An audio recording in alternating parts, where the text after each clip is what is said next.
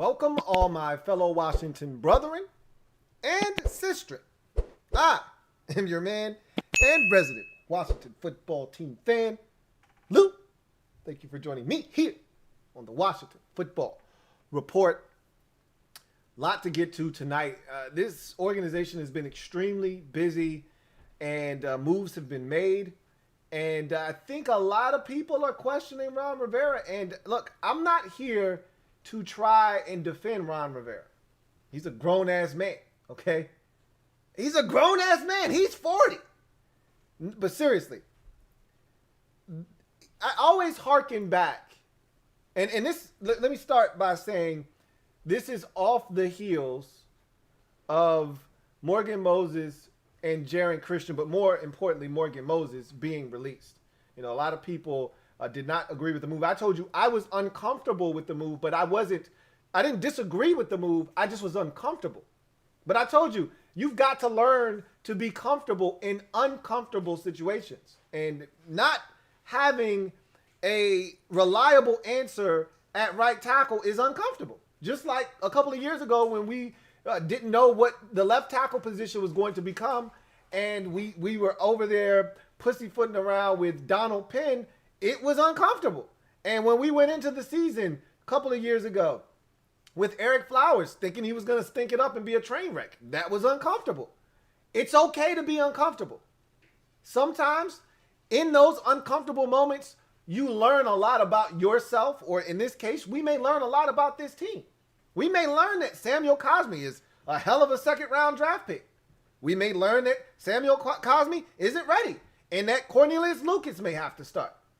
You know, there may be something that comes of this that may actually benefit this team, like Jonathan Allen or Daron Payne or Montez Sweat. And going down the line, they're going to try to keep all these guys on the defensive line. These are the types of measures that you're going to have to take. Going to have to start cutting some costs here and there. But I think more than anything else, this move was a combination of wanting to see the young guys get an opportunity and being ready to move on. And I think this was also a cost-saving measure taken by the Washington football team. And I don't think this was an issue with Morgan Moses or his lack of production. He's 30 years old. You got a young whippersnapper over here ready, chomping at the bit to get on the field. And I don't know, you know, a lot of people have been drawing inferences, and these aren't bad inferences. I can't tell them that they're wrong, but a lot of people are saying, hey, it's almost a direct correlation, and they're connecting dots to, you know, the rookie minicamp and Ron and company getting to lay eyes on Samuel Cosme in person and saying, yep, he's exactly what we thought he was, a physical specimen. I contend, and I disagree with anybody that has that sentiment.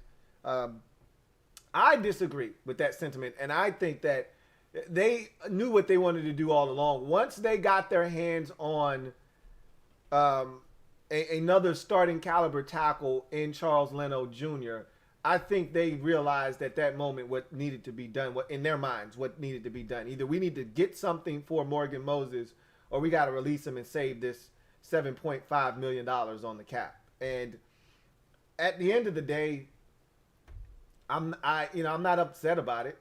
You know, I'm just like, whoa, didn't see that coming. We had all this depth that we were screaming about, and all of a sudden, you know, the most consistent in terms of health and availability offensive lineman on the entire line is now gone.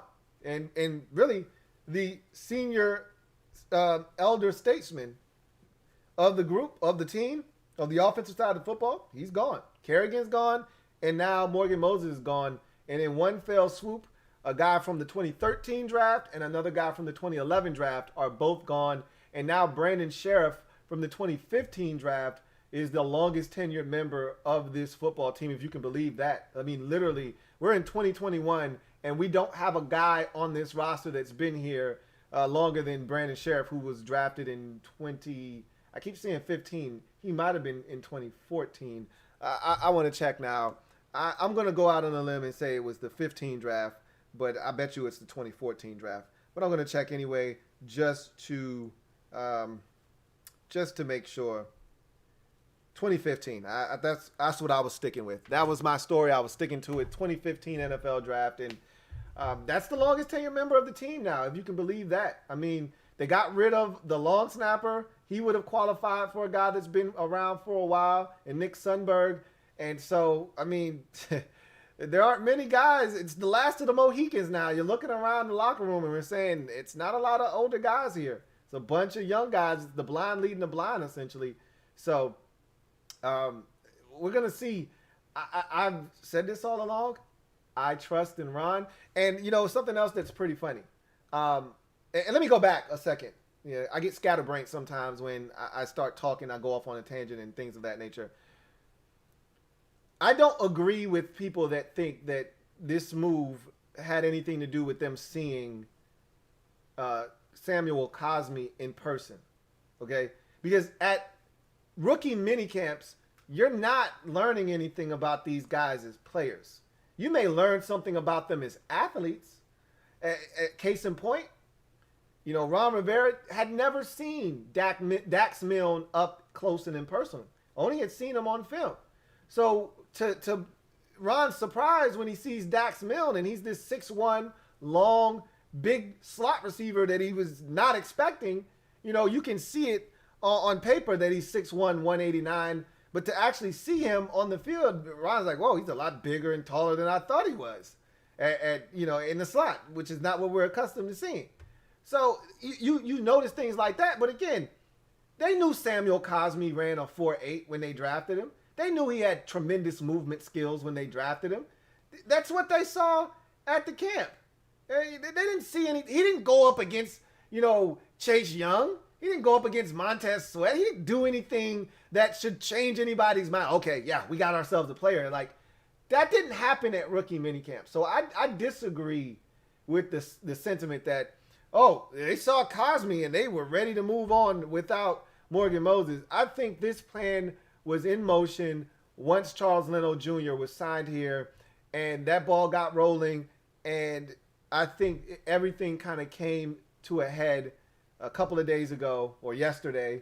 I think it was yesterday. And here we are. I told you guys, he's gone, guys. I told you. I've said this a million times with various situations. If a team asks a player to take a pay cut, 95, it's not 99, it's not 100% of the time. Because the Broncos were looking at Von Miller and they were saying, hey, Von, hey, buddy, we may need you to do something. The Chiefs approached Tyreek Hill, was like, hey, Tyreek, buddy, pal. He's like, nope, not doing it. Okay, just thought we'd ask. They're not going to cut Tyreek Hill, right? But 95% of the time when a team approaches a veteran and says, hey, Morgan, how you doing, man? Good to see you. Come in, sit down, shut the door. 9 times out of 10, when they say, hey, look, man, we love what you do for us, but your contract is problematic right now. We need you to restructure. If you say no, they've got to be prepared to say, okay, we didn't want to do this, but we're going to have to release you. You've got to be prepared to do that if you're going to ask a guy to take a pay cut, essentially.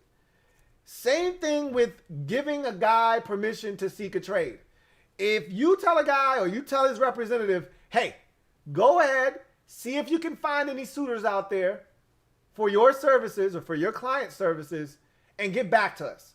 If you're comfortable enough telling either the player or his agent that information, then you have to be comfortable with the idea that you're going to have to turn around and cut him because, again, who wants to be told that we want to trade you? Oh, but we couldn't find anybody to trade you with. Come on back and we need you to start at right tackle. That's not how this works. Yeah, and I gave you the analogy already of a job approaching you and say, hey, we got an interview with Brian at 3:30. And if we like this guy, we're going to hire him and he's going to take your spot and we're going to fire you. Okay? Is that cool? But we're going to do you a huge solid and we're going to give you 2 weeks to find another gig so you're not without pay. You know, we want this thing to transition seamlessly for you. We don't want you to miss a pay period. So, hey, go out, see if you can't find more employment. But if this Brian guy checks out, we're going to hire him and we're going to fire you. Well, how the hell does that make you feel if Brian doesn't check out? If Brian stinks up the interview and they're like, no, we can't hire Brian. Hey, about that. Brian wasn't a good fit for us, so we're gonna bring you back on. You're like, man, F y'all. Y'all were prepared to fire me. I'm not coming back and working for y'all. Y'all can kiss my ass.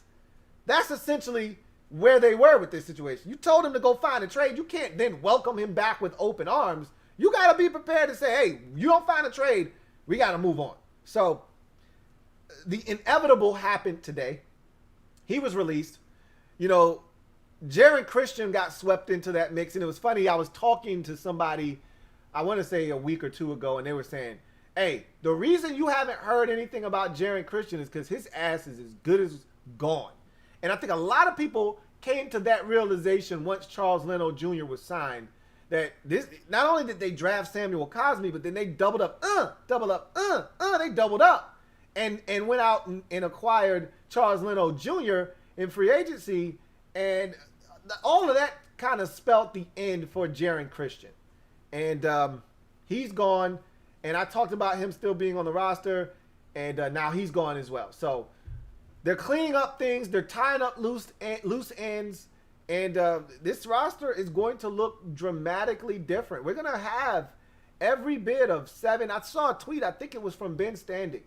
We're going to have every bit of 8, maybe 9 new starters on both offense and defense next year when it's all said and done. When you put it all together, you're going to have a new starting left tackle. You're going to have a new starting right tackle. More likely than not, you're going to have a new starting left guard because Wes Martin isn't going to start the season at left guard. So you're going to have a new starting left guard. You're going to have a new starting cornerback in William Jackson III. You're going to have a new starting strong side, I think is where they're going to start Jamin Davis. You're going to have a new strong side linebacker starting off the season. You're probably going to have a new starting free safety. Troy Apke was your starter last year. We know damn well he's not starting the season at free safety this year. So that's 7 right there. I could be missing a guy or two. Obviously, Dwayne Haskins started the season. He's not starting at quarterback. So that's 8 right there. So, I mean, and at receiver last year, who started the season off at receiver as our number 2 wide receiver? Was it Dontrell Inman that started at number 2 wide receiver for us last year? I think it was Dontrell Inman. I'm trying to think who started across from Terry week 1 against Philadelphia last year. I don't know. It doesn't matter. It might have been AGG for all I know. I don't remember. Whoever it was, they're not starting Curtis Samuel is. So that's 9 right there. So it's going to look dramatically different on this football team next year from a starting standpoint. And, you know, Ron is going out and he's executing his plan. And I had somebody today leave a comment and they were passionate. And I loved it, okay? He says, look, I'm sick of hearing this Ron's plan shit, okay? I'm sick of it. He hasn't done anything yet, and everybody's treating him like he's Joe Gibbs. Touche, man. Touche. I'm not mad at you for feeling that way. I'm just excited about what Ron has brought and what he's meant to our organization in such a short period of time. I think a lot of other people echo that sentiment. So from that perspective, we feel really good about him. But look, at the end of the day, I'm excited about Ron. I'm excited about what he's done. I'm excited about the direction of the program. I'm excited about being excited. For the first time in a long time, you know, there have been times where I've been excited for the start of the season and, you know, this, that, and the third, but I don't know if I've been, now, the expectations for me are still not where it is for some of you.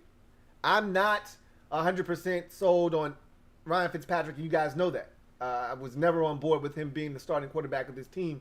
I was never on board with him being on this team, period, to begin with. But he's here. I'm going to do what I always do, which is support and hope that he proves me wrong. But that said, everything else looks to be in place. Like, the defense is kind of taking tremendous shape. They took leaps and bounds steps forward last year. And they added some guys that I think is going to make this defense even better in William Jackson III and Jamin Davis, just to name a few. I think the offense is drastically different. I mean, we couldn't bust a grape on offense last year if it wasn't Terry McLaurin or Antonio Gibson. So now when you add Curtis Samuel, Adam Humphries, a De'Ami Brown, and all the guys that we've added, when you add, you know, some of these weapons potentially at the tight end position, and we don't really know what those guys are going to provide for us either.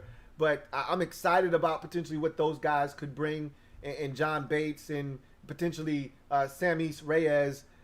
When you start talking about all the weaponry that this team has added on the offensive side of the football, not to mention, I may not love Ryan Fitzpatrick, but his ass does push the football down the field, and that's exactly what the doctor ordered for this football team. So we need more of that. We're going to get more of that. I'm excited. I truly am. I don't know what the end game is going to be. I don't think we're going to make the playoffs because Ryan Fitzpatrick is our quarterback, and you know the rules. And again, I didn't make the rules. I just follow and abide by them. Any quarterback or any team quarterback by Ryan Fitzpatrick as the starter can't make it to the postseason. You know the rules to the game to play. But I can tell you this, I'm excited nonetheless. I'm excited for the direction of this program. I'm excited what Ron has done. I'm excited of what Ron is doing, even though some of you don't necessarily agree. And I'm excited about the future that this program has and what it looks like. It looks bright right now. So I'm excited. I can't speak for anybody else out there. I've said this a million times. I'm not taking the seatbelt off. Far from it. You know, I'm more locked in than ever before. And, you know, with Ron in terms of Ron. So I feel good, man. Can't speak for anybody else, but I feel good. I got some super chats, though. I do not want these super chats to go away. So let me go ahead and jump right into some of these. And I know I was out of line for going live during a Wizards play-in game. Essentially, this is winning, you're in, lose, and you go home. So for this is essentially for these teams, it's win or go home. And the Wizards are playing the Indiana Pacers right now for a chance to play against the Philadelphia 76ers in the first round of the NBA playoffs. And I know a lot of you, if you're out there and you're watching that game and you're streaming this simultaneously, man, thank you so goddamn much. I really do appreciate you if you're doing that. But for those of you that say, hey, Louie T, I can't mess with you right now. I got to watch this Wizards game and I got to focus on this Wizards game. I understand it. And I'm going to be here when it goes off. I'll be here still. You know that. So I appreciate you either way. I apologize. But look, what was I going to do? I couldn't move this to Wednesday. My Grizzlies played on Wednesday. I couldn't move it to Friday because I planned on beating San Antonio. And we did, even though we tried to piss it away. And we play on Friday. Couldn't move it to Friday. So what was I going to do? I mean, I was being selfish. Shoot me. Anyway, I digress. Red Wings 01. Thank you for the super chat. Red Wings 01. Greatly appreciate you. My guy Red Wings 01 writes, Sundberg, Kerrigan, and now Moses. Morgan Moses. Our 3 longest tenured guys gone in a flash. Always hard to see the guys you spent so many years watching in your youth go, but rosters change, and when the time is right, you got to do what you got to do. And I couldn't have said it any better. I mean, I don't know if the time was right to move on from Nick Sundberg right now. I don't know if the time was right to move on from Morgan Moses.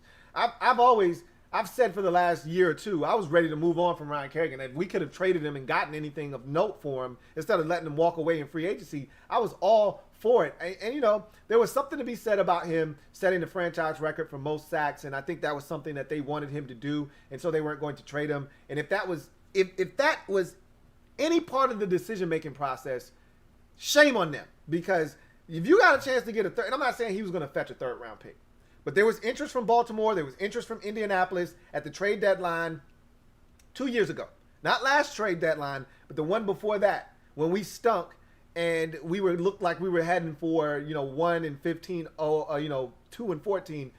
That season, there was a trade opportunity for Ryan Kerrigan. Teams were interested in Kerrigan because he had another year left on his deal. Nobody was going to trade for Ryan Kerrigan last year because he didn't have any more years left on his contract. No one's trading for a rental Ryan Kerrigan. He's not good enough to do that. So 2 years ago, when we stunk to high heavens, he had trade value, and they decided to hold on to him, which I was not happy about. But it is what it is. Bottom line is, this is what the good teams do. This is what the good organizations do, specifically the New England Patriots. And I told you, I hate the Patriots way. Can't stand it. Hate it with a passion. But they've always been one step ahead of moving on from veteran players. And you go ask any Patriots fan, in the moment, they were pissed off when the organization moved on from Lawyer Malloy. They were pissed off when they traded Richard Seymour to the Raiders. They were pissed off when they moved away from some of their favorite players a year or two earlier than the fan base thought was necessary. But that's what organizations like the Patriots, and the Packers, and some of these other teams, the Ravens, that's what they do. They move on from guys, and Andy Reid has been great at doing that as well, trading guys away and picking up other players. You have to stay relevant and you have to stay current. If you live in the past, the rest of the league is going to run circles around you and leave you in the past. Okay? You got to stay current. And that's essentially what we're doing. You don't want to wake up one morning and look up, and like the Cowboys did last year, not to say that their entire offensive line was old and decrepit, but they looked up in like week 4 and they were like, well, shit. You know, this guy's injured. This guy's old and broken down. This guy's old and broken down. This guy's injured. What the hell just happened? Well, you allowed this to happen under your nose. You knew you had some injury-prone and older offensive linemen, and you decided to ignore it and just bring in undrafted guys and hope that they got it done, and they didn't. You don't want to be that team. So they're getting out in front of this thing. And so you're right, Red Wings. It's tough when you watch these guys, and you know the thing that was so comforting for me, which it was hard for me to stomach Momo in the moment when it first came down that they had given him permission to seek a trade, which essentially meant, translation, they're going to cut his ass if he doesn't find a trade partner. They're going to cut him. So I knew his time in Washington was up. I said the thing that was so tough for me to stomach was the fact that I remember special teams coordinator Nate Kaiser talking about what made Nick Sundberg a guy that he just absolutely loved. And he said, the one thing I knew is that as a special teams coordinator, there are a lot of different moving parts on game day that you have to be concerned with. You know, what if this guy can't go? What if this guy is having some issues with this protection? Or what if this guy has to move from this side to that side because he's stronger over here, or this, that, and the third? You know, there's so many variables with special teams. And if one thing goes wrong, the whole operation goes to shit. And he said, the one thing I never had to worry about on any Sunday, not a single time did I have to spend a second thinking about Nick Sundberg. Consummate professional, knew he was going to be available, knew he was going to do his job, and I wasn't going to have to worry about him. Wasn't going to have to worry about any snaps, wasn't going to have to worry about his protection, nothing. I knew he had his job covered. So he was one less guy that I had to concern myself with. That's what Nate Kaiser said about Nick Sundberg when he was released earlier this offseason. He said, I'm going to miss him because he made my job and my life a lot easier because I never had to worry about it. That's the same way I felt about Morgan Moses at right tackle. Not from a play standpoint in terms of quality of play. Even though I think a lot of you over-exaggerate how bad, he gets a holding penalty every play, and oh my God, he jumps false start. Yeah, he was false start, but they didn't flag him all the time. Okay? He would get that early kickstart jump. All right? He would that back leg, that right back leg would kick out of there, and he would be out of there a fraction of a second before that ball was snapped, but he would get away with the shit. It wasn't about the quality of play that I was so comforted by. It was the fact that it didn't matter if he was on the injury report on Wednesday, Thursday, Friday. I didn't care. I would look at his name on the injury report. Both knees, both ankles, shoulder, head, neck, whatever. Oh, he's playing. I would just dismiss his name on the injury report, skip over it, and go to the next guy. You know how comforting that is to know I don't have to worry about him. Whether he's 100%, which he never was, or he's 50%, he's going to go. And his 50%, contrary to popular belief with a lot of you out there, his 50% was better than anybody's 100 on the bench. I'd take 50% of Morgan Moses over 100% of David Sharp. Sorry, not sorry. So I felt so comfortable knowing, hey, Morgan's playing. I don't have to worry about what are we going to do on the offensive line at right tackle. He's playing. Now I can't say that anymore. And maybe the next guy, maybe Samuel Cosme steps in and he's an Iron Man too. And maybe he doesn't miss any games. Maybe he doesn't miss any snaps. And maybe he's a guy that we can count on week in and week out to play 17 games. That'd be awesome. And be good too. Can't just be out there. Got to actually be good. That'd be awesome. But I don't know that to be the case. I just know that we just moved on from a guy that worst case scenario was going to give you 16 starts. You know how hard it is to be able to say that about an offensive lineman in this league, let alone a tackle? Doesn't take much. All somebody's got to do is roll up on your ankle. You're minding your damn business. Your P's and Q's, Y's and Z's, and you're protecting the quarterback, and all of a sudden, the running back chucks a blitzing safety, he falls down, and he rolls back into your ankle. Well, there goes your ankle. You were healthy 100%. You're not 100% anymore. That ankle may not heal the remainder of the season. What are you going to do? You're an offensive lineman. You're doing your job. You got rolled up on. Shit happens. I knew Morgan was going to play regardless. So, Sundberg, gone. Kerrigan, that was a formality. I told you guys a long time ago, I don't see him coming back. And Morgan Moses, this one came out of nowhere. Same thing with Sundberg. I didn't see Sundberg getting cut. And honestly, I still don't understand why that had to be done. That's the one of all three of the guys you just mentioned. Sundberg is the one where I'm looking at and I'm saying, why do we need to do that again? I don't know if he was making too much money, but this isn't like an employee that is now a supervisor and they've been with the company for 18 years and they've gotten all these raises and you can't ask them to take a pay cut at this point. They're making too much money and you got to move on from him. He's a long snapper. I don't know how much money he was making, but I'm pretty sure if you really wanted him to stay and he wanted to stay, you say, hey, Nick, we love you. We can't have you making this much money. If you're willing to take a pay cut, we'd love to have you. And if he says no, then you cut him. And maybe that happened. I don't know. But Cameron Cheeseman, we're going to see. I just know this. He was inconsistent in college. He didn't play last year. So you got to go back to 2019 when he was actually snapping. I just hope we don't hear his name all season, because if we're calling his name during the course of the season, it means Cameron Cheeseman is effing up. And if he F's up, I'm turning around, I'm looking at Ron, and I'm saying, bro, what the F? What the F, man? We had a perfectly good long snapper. Why'd you go and do that? And I'm going to be dying to hear his response at that time. But I digress. Thank you for the super chat. Red Wings 01. What up, Gerald P? Hey! Got another super chat. This one is from Red Wings 01 as well. Double up. Thank you for doubling up. Red Wings 01. Greatly appreciate you. My guy Red Wings 01 writes, continued from my last super chat. Gonna miss the guys like hell, but it's time to look to the future. The door shuts on one era and opens on a new one. And I'm on board for it. Ron's plan. You sound a hell of a lot like myself. Okay? That's pretty much summing up how I feel about all of this is, look, and I want to harken back to Ron Rivera's time in Carolina when he first got there, and then Ron echoing those same sentiments when he got here.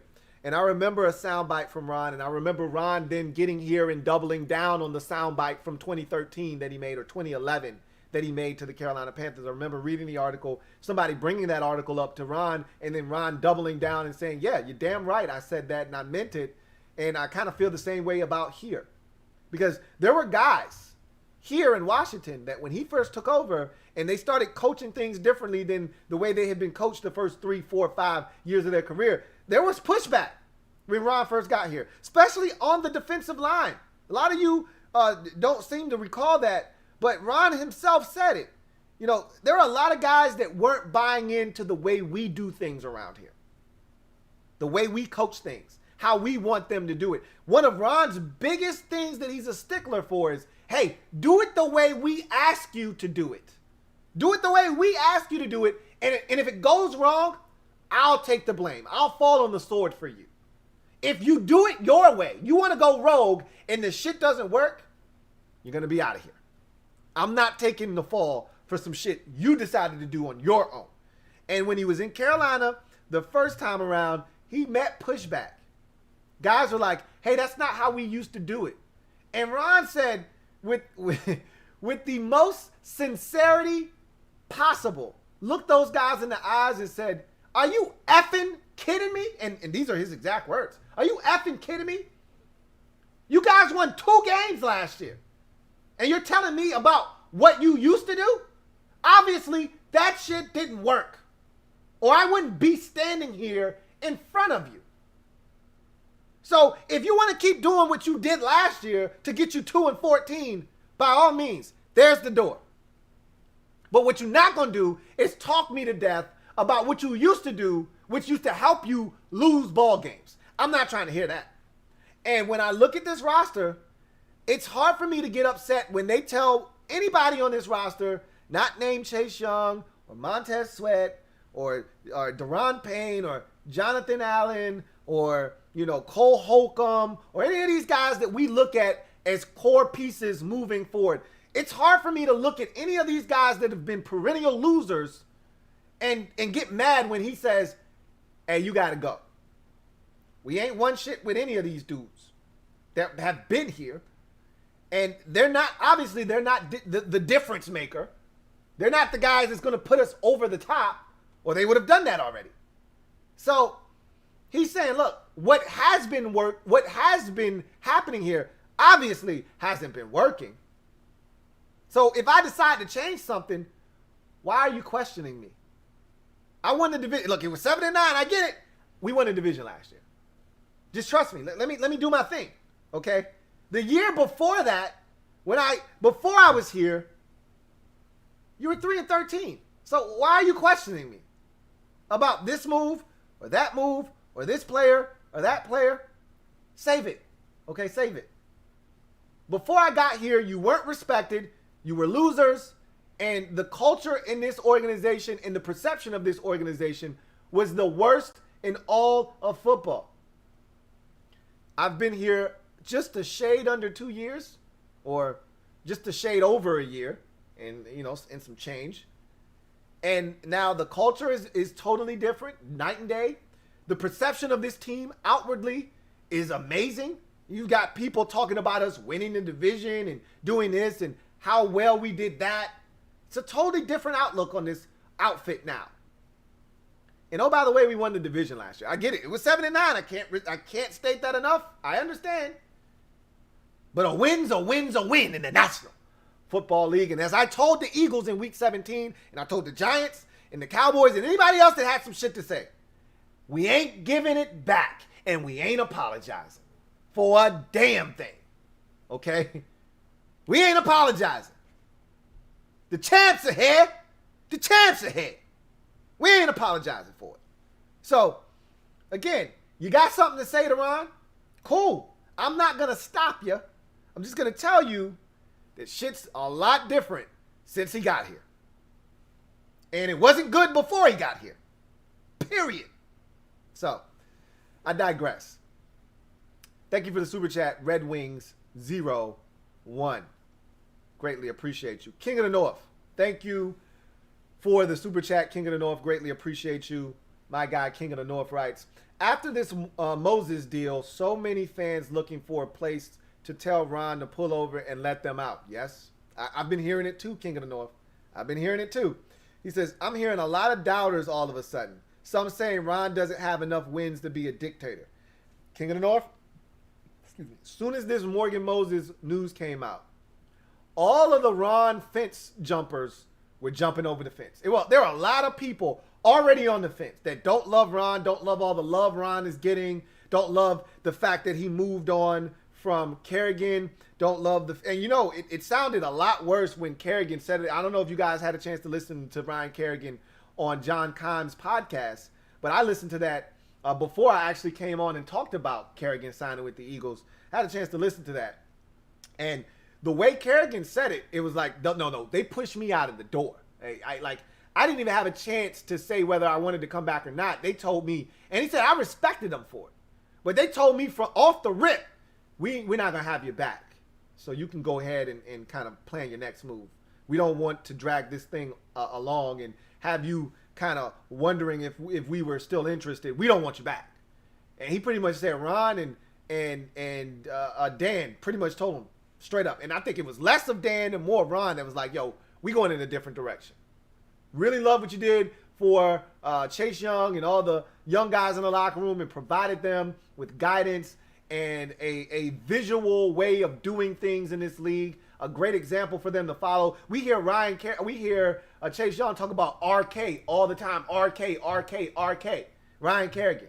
So he said he had a great impact on Chase Young in that 1 year. And maybe that's all Ron wanted, was a veteran stabilizing presence for Chase Young to sink his teeth into in year one, to know this is what you got to do. This is how you treat your body. This is how you go about your business. And then we can move on from him because he served his purpose. I don't know if that was the case or not, but when you listen to him say it, it sounded like they pushed him out the door. So that pissed a lot of fans off. Like, oh, you going to push our all-time sack leader out the door when he still got good ball left in him and let him go sign with Philadelphia? You did that. They were charging that to Ron's account. Okay, fine. If you want to do that. And then there were a lot of people that before that even happened was pissed off about not bringing back offensive coordinator Kevin O'Connell. Like, oh man, Dwayne would have never been as bad as he was if he would have brought back Kevin O'Connell. Hey, look, man, I don't have anything to say. If you're still talking about that, I ain't got nothing to say to you. Okay? If you're pissed off that he moved on from Kyle Smith and brought a bunch of people that he was comfortable in to the organization, like Martin Mayhew and Marty Herney and all of the people that he had a working relationship with, if you're upset, I don't have anything to say to you. There's nothing I can say to convince you otherwise. You're in your feelings. You're in your pocket. I can't get you out of it. That's fine. So there were already people feeling some type of way about Ron and some of the decisions he's made. Again, Kevin O'Connell ain't won shit in this league, and he didn't win shit here. I'm not saying he's not going to be a good coach in this league. I'm just telling you, he hadn't done anything here to warrant that kind of response from fans. Same thing with Kyle Smith. Even though I really vouched for Kyle Smith to stay here, I liked what he had done in the draft and in free agency last year. I thought Kyle Smith was one of the few guys in the building that had his head on his shoulders and was young, hungry, and looked like a guy that could be a talent. But I understood why Ron did what he did, because I don't know you, bruh. I don't know you. Hey, no outsiders in this thing, man. We don't know you, man. You are funny looking. No new friends, man. No new friends. No new. Okay? No new. I don't know you. You could still be cool with Bruce Allen, or you could be cool with Daniel Snyder. You might go over my head, and you might be trying to get the GM job. You might be driving a wedge in between me and the owner. I don't know you. No new. No new. No new friends. Oh, no new friends. So he had to go. I get it. So there were already fans on the fence on Ron. And 7-9 did not change their mind, even though we won the division. Didn't change their mind one bit. So when you move on from Sundberg and you move on from Kerrigan, and now the last straw is, where is this coming from? You're moving on from Morgan Moses. They like, all right, yeah, now I got enough ammunition to start firing off shots at Ron. I can't do this shit. There's a lot of people out there like that. And they all came out the woodworks this week. The Morgan Moses bomb, because that's what it was, a bombshell. It came out of nowhere. Nobody expected. There was not a single outlet, not a single beat reporter, not a single IG account, Twitter account. Nobody had this. Nobody even mentioned anything remotely close to this happening. Even after Leno was signed, even after Cosme was drafted, even after Eric Flowers was traded, nobody even thought about Morgan Moses being a casualty. So when I look at those fans, all I can say to them is, okay. I mean, what are you going to say? If you want out of the car, get out. I'm not stopping anybody. I'm not holding anybody against their will. If you want out of the car, I will politely ask Ron to pull over at the next gas station. We'll fill up and we'll take off. It's not a big deal. It's not a big deal at all. Thank you for the super chat, King of the North. Got another super chat. Thank you for the super chat, King of the North, once again. Got another super chat. This one is from AfroCat 2136. Thank you for the super chat, AfroCat2136, who writes, Momo was the most hurt healthy player we've ever seen. Facts. Big facts. Man was down on his back, on a knee, or contesting a hold too damn much. Ron's plan. I can't deny anything that was said in that super chat. Can't deny. The man always was pleading his case after getting flagged for holding.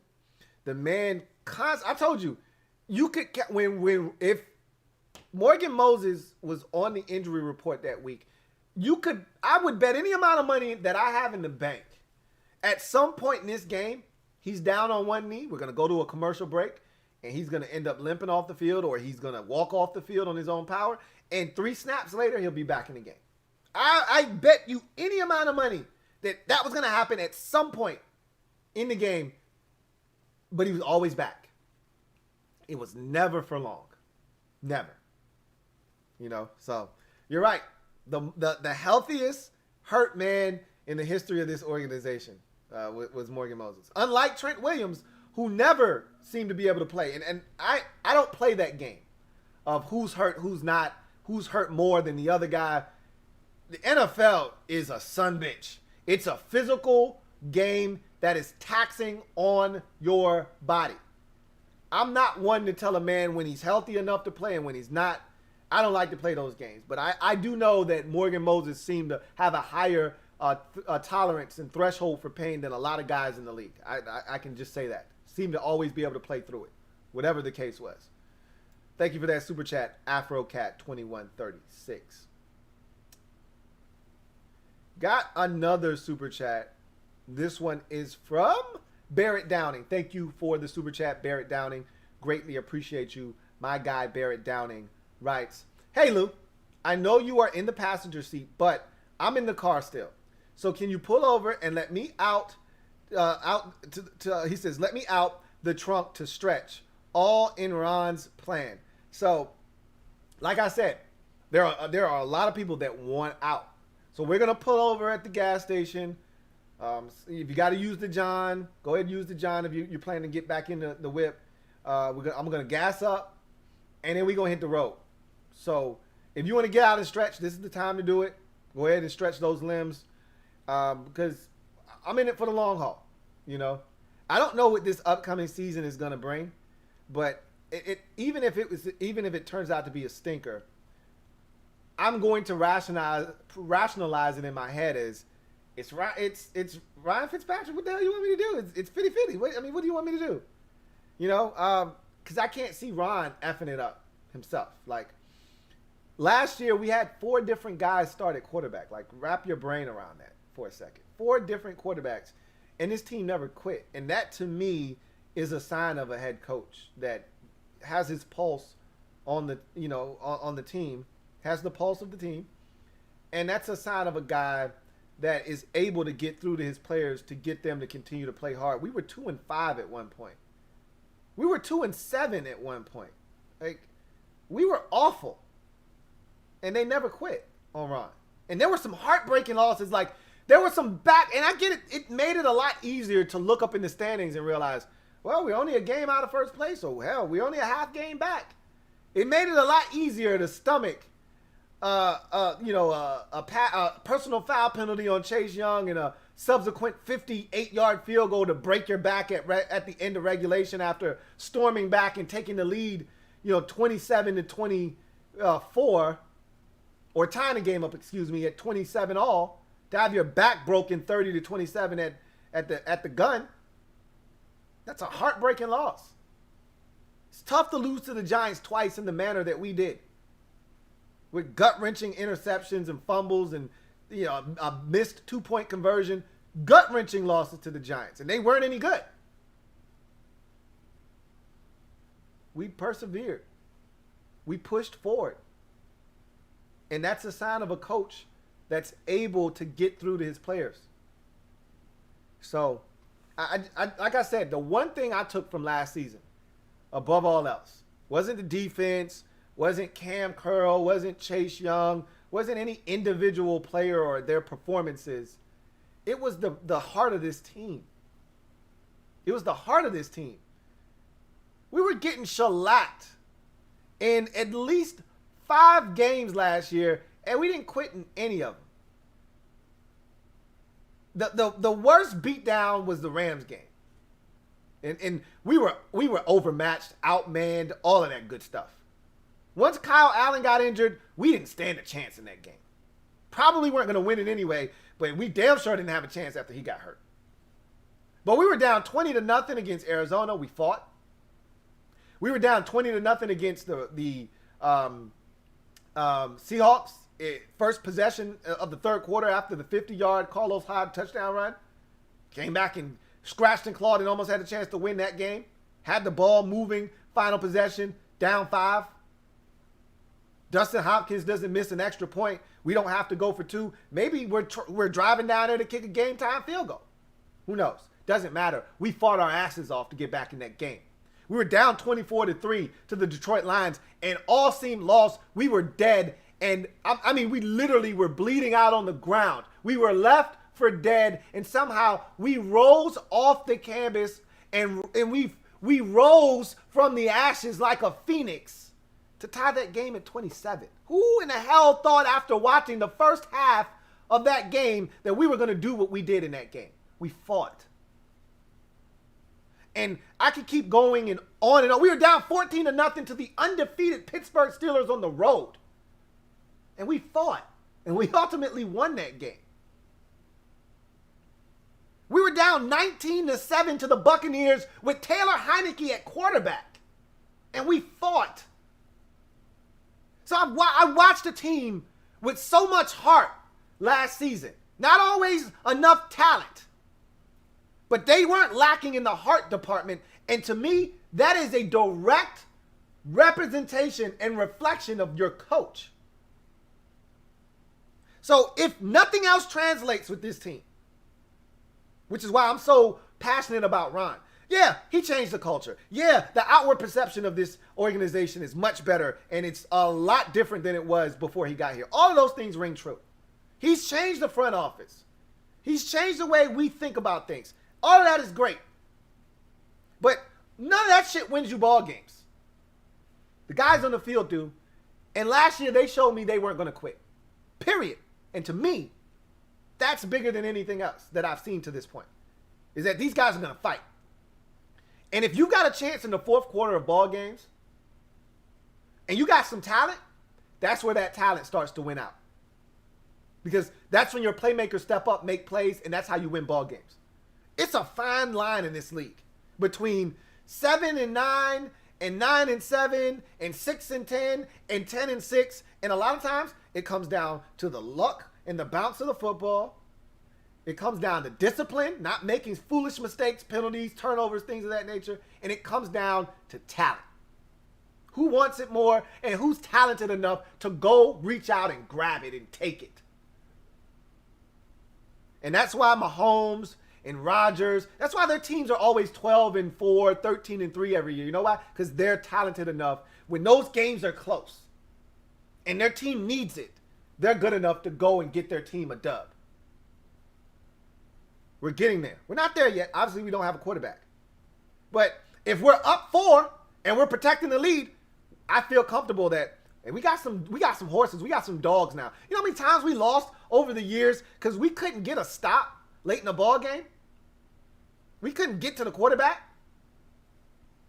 We couldn't get our hands up in the passing lane, deflect the pass. Well, they did it last year. The only game that they didn't secure at least overtime in was Detroit. But when we needed stops last year, we got them. The 49ers had the ball with a chance to tie the game up with a touchdown and 2-point conversion. The defense got to stop. Big forced holding penalty by Montez Sweat after a massive gain in the field goal range killed their drive. That was Montez Sweat winning one-on-one. That's what dogs do. They hunt. That's what talent gets you. Game on the line against the Steelers. Who didn't think that Ben was going to take those boys down the field and either score a touchdown and break our hearts or at least get them in the field goal range? And remember, they had an ass-tastic kicker that night, which is why they didn't kick the field goal the first time around.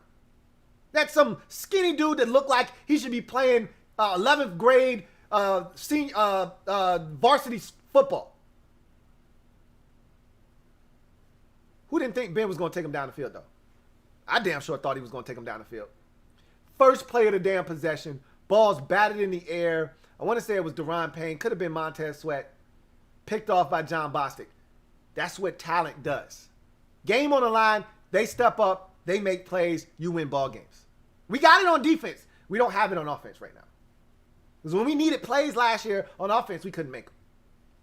Couldn't make it in the Tampa Bay game with a chance to tie it late. Couldn't make it in the Detroit game when we had a chance to win that game. We didn't have to kick a field goal. We could have won that game on that last possession.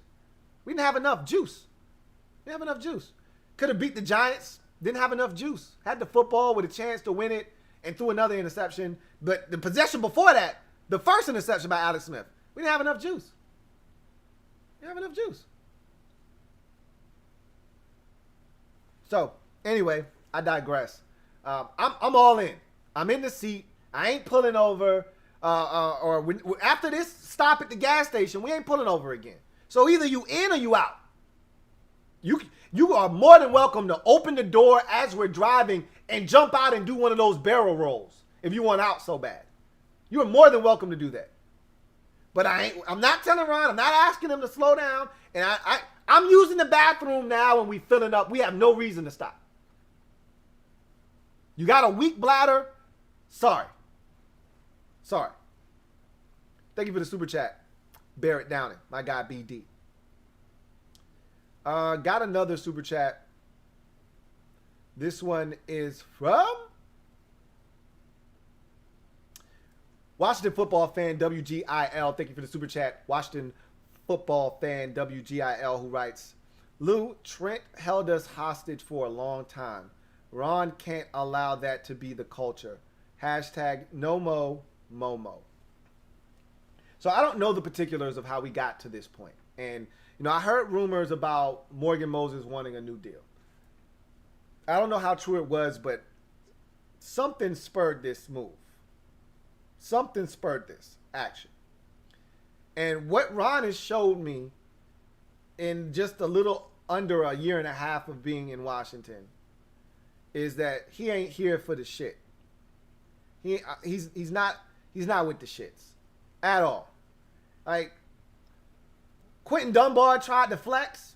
All right, we'll take a 5th round pick for you. Get the hell out of here. Trent want to get in his feelings about him not calling him first?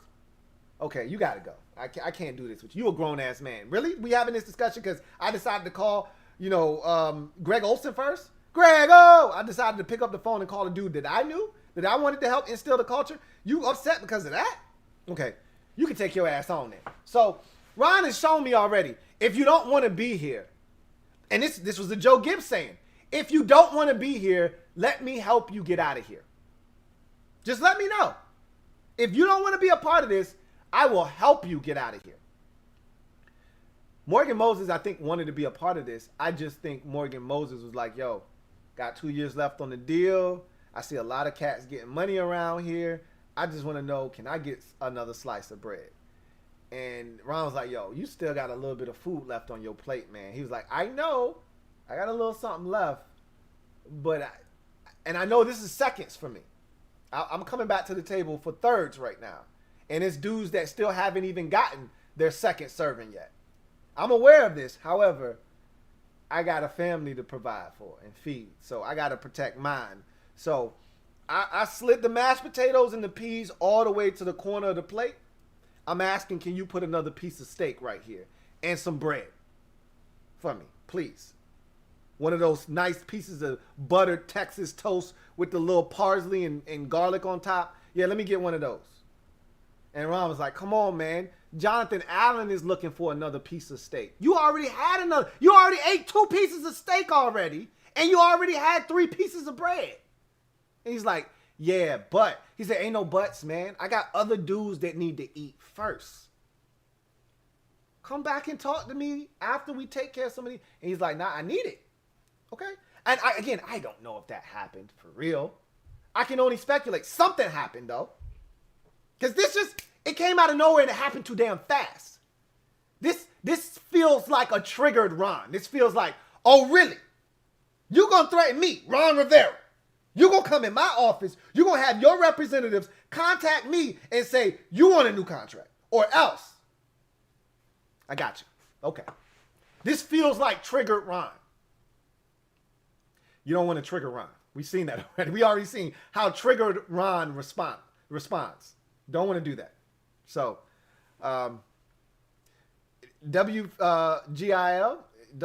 Gil, could be a situation where Momo was talking that shit and Ron was like, I seen it, been here, done that, seen it before, heard it before, not doing this again.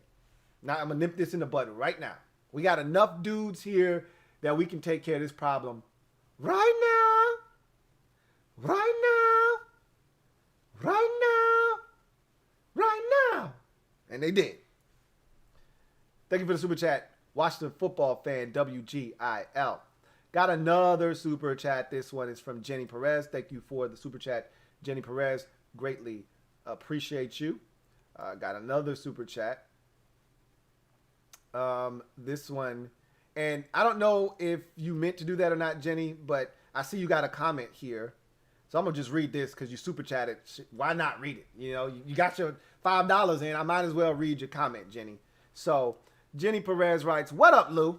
I know you're not crazy about Fitz, but do you remember quarterback Mark Rippon? Of course I do. I had a little Mark Rippon Riddell jersey with the little helmet and the pants. The Hutch helmet, Riddell shirt and pants. Yeah, of course I remember. He says, good with the long ball, got better with time. Rippon didn't win that Super Bowl by himself. Now Washington has a team like the 91 team. Yeah, no. Kind of and not kind of. So that 91 team, if you recall, made it to the divisional round the year before and lost to the 49ers. So that team was already good, okay? They literally, Mark Rippon, the year prior to 91, threw 3 interceptions and a couple of backbreakers right before the halftime of the 49ers loss in a game that was very, very winnable. We were in that game and he threw up all over himself. So then you fast forward to 91, he takes that next step. The defense was ridiculous. I mean, we were clobbering teams in 91 defensively. There were like 3 shutouts that season, okay? We were destroying teams. We're not there yet. I don't see this defense clobbering anybody. I see this defense being really good. I still don't think they're great. They could take a step, though, that I'm not anticipating. But I don't see that happening. That said, I know Jack Del Rio sounds like he's getting real diabolical over in the lab because he's like, yo, I got a corner now that can play some man-to-man outside. He's like, that allows me to do a lot more. He said that when he sat down with Julie Donaldson for that one-on-one after the draft. He's like, yo, you know, corner like William Jackson, I'm not saying I could do some things now, because they were asking him about Benjamin St-Juste and, you know, what guys that can play man-to-man, press coverage, all that good jazz, what that does for you as a coordinator and a play caller. And it said it allows you to get more aggressive and exotic in some of the things you call. We'll see. I'm not saying, I'm just saying. But, yeah, I hear you on Fitz. I don't think it's an apples-to-apples comparison, though. But we'll see. The difference is Rippon had already played in playoff ball by the time we got to 91. Fitz hasn't seen playoff ball a day in his life. So all of that would be brand new to him. So we'll see. I hope you're right, but I don't see it. Thank you for the super chat, Jenny Perez. Got another super chat. This one is from King of the North. Thank you for the super chat, King of the North. Greatly appreciate you. Double up.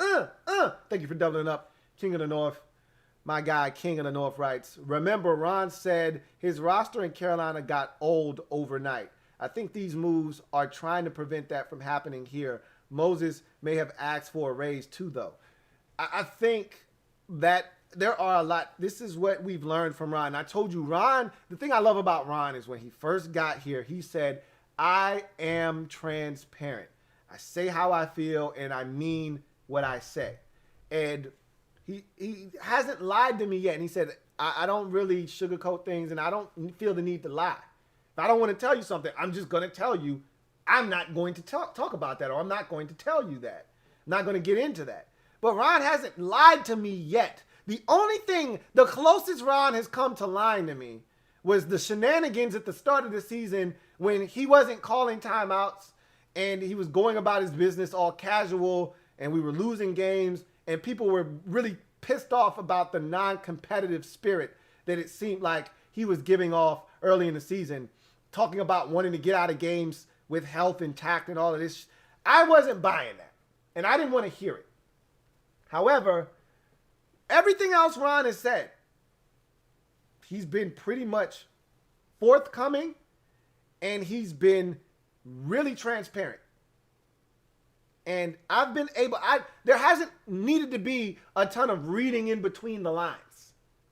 He's pretty much said how he's felt about things. And one of the things he's made abundantly clear since taking this job, and he said it multiple times, is that he's learned from mistakes he made the first time around. And there's a reason that a lot of times when coaches get a second opportunity, they're much better than the first time, is because you tell yourself, if I get another shot at this, there are a lot of things that I won't do again that I made a mistake the first time around doing. And I think one of those things, as you just mentioned, is I'm not going to allow the roster to get old, because I remember the first thing Panthers fans, and there are a bunch of Panthers fans that I talk to, and the first thing that these Panthers fans told me, love Ron, but he is loyal to veterans to a fault. And he will allow these veterans to play past their prime and past when their expiration date has come and gone and is due, and it will affect your football team. Well, he's not doing that shit right now. And this is one of the things I think Ron has learned from is, hey, friends know when to say when. And even though I feel like a lot of these guys on the team, I view them as great young men and friends, guys that I can rely on, I got to know when to say when. And Ron's not waiting. He's getting out in front of all of these things. And I do think Morgan Moses probably approached upper management or had his handlers reach out and said, hey, man, contract's getting a little low there. What do you think about redoing some stuff and maybe extending me out another 2 or 3 years? How's that sound? And Ron was like, doesn't sound like something we want to do right now. And Morgan's people were like, so when are you trying to do it? And he said, well, I really wasn't trying to do it right now. I don't even feel like this is a conversation we should be having because you still got a full 2 years left on the deal. So why are you here again? Because we think you really do appreciate what Morgan brings to the table and you'd like to maybe, I don't know, give him a 2-year extension. Nah, not what we're looking to do right now. Okay. Well, what if Morgan decided that, you know what? We'll handle that for you. Don't worry about it. Come again? We got it. Don't worry about it. Tell Morgan we'll take care of everything. Matter of fact, tell Morgan he's free to go find another team. He can pursue a trade out there. See who wants him. But that's not what we ask. Door shut or phone slam. Bang. Hello? Hello? Well, that didn't go the way that we thought it was going to go. So, I don't know. We'll see. Thank you for that super chat, King of the North. I agree with a lot of what you just said. Got another super chat. This one is from Jake Willis. Thank you for the super chat, Jake Willis. Greatly appreciate you. My guy Jake Willis writes, I'm happy with the coach-centric approach. Too many years, the front office and coaching staff were on 2 different pages. At least everyone is moving in the same direction. Touche, Jake. Touche. You know why that was always the case? because there was always a buffer in between Dan and the head coach. And that guy always had that buffer, whether it was Vinny or it was Bruce, that guy always had way too much say-so. And really, I don't want to say Vinny had too much say-so because I really feel like Vinny was a figurehead. I think Vinny was more of the mouthpiece for all of Daniel Snyder's tomfoolery and shenanigans because he was having fun as an owner in those days. And I think Vinny was just the figurehead out in front taking the lumps for Dan. Bruce, on the other hand, he was a manipulative son of a bitch, and he had all the power. He had all the juice. And, you know, he did Scott McLuhan in. He did Mike and Kyle Shanahan in. He submarine Jay at the end. Bruce did a number on a bunch of dudes, and he was the one that really felt like he had full control over everything. He had the power, and he had roster control, and he was signing all these contracts. And so, you know, Bruce was the one, and Jay said it a bunch of times when he was doing this world tour this offseason about how there were a lot of guys he wanted to keep, like Preston Smith, for instance, and, you know, the upper management had different ideas. He didn't have anything to do with the Alex Smith trade. He wanted to keep Kirk Cousins. They didn't come to Jay and ask him anything. They just did what the hell they wanted to do, and it was really Bruce. So, yeah, this coach-centric approach is great because we know who's in charge, and we know who everybody answers to. That's why Ron had to get rid of Kyle Smith, because everybody is on one accord. Everybody's in lockstep. There isn't one guy walking this way and everybody else is walking that way. No, everybody is going this way. Everybody's going in the same direction as Ron because it's Ron's plan. Ron's plan. And so Ron's plan is diagrammed for everybody to be heading northeast. And so everybody's got their shit packed up and they're moving northeast. There isn't anybody saying, well, the map says we should go west here. No. No. We're following Ron's plan. So Ron's plan takes us northeast here. So we're going to keep going past this tree. We're going to make a circle around the lake, and then we're going to keep heading northeast, okay? That's what Ron's plan says. And everybody's going to follow the plan. And I like that just like you do. Because for too long, too many people were walking in different directions, and we always got lost. And we never knew who the hell to follow. We just knew we don't want to follow Bruce Allen. We don't want to follow that guy. I don't necessarily know if I want to follow Jay Gruden either, but it's better than following this guy. It beats the alternative. Well, we're all going in the same direction, for better or for worse. At least we know everybody's heading in the same direction, and that's comforting. Something as small as that, we haven't even been able to enjoy. We actually get to enjoy that this year. So thank you for that super chat, Jake Willis. Got another super chat. This one is from, let's see. I'll make sure I didn't skip over any. Yeah, this next one is from Metaphor. Thank you for the super chat, Metaphor. Greatly appreciate you, Metaphor, who writes, back seat child door locks are not on. Jump your ass out the car. Jump because we ain't slowing down. Road rash your complaining selves. Ron's plan. Again, I'm not putting on any child safety locks in the rear doors.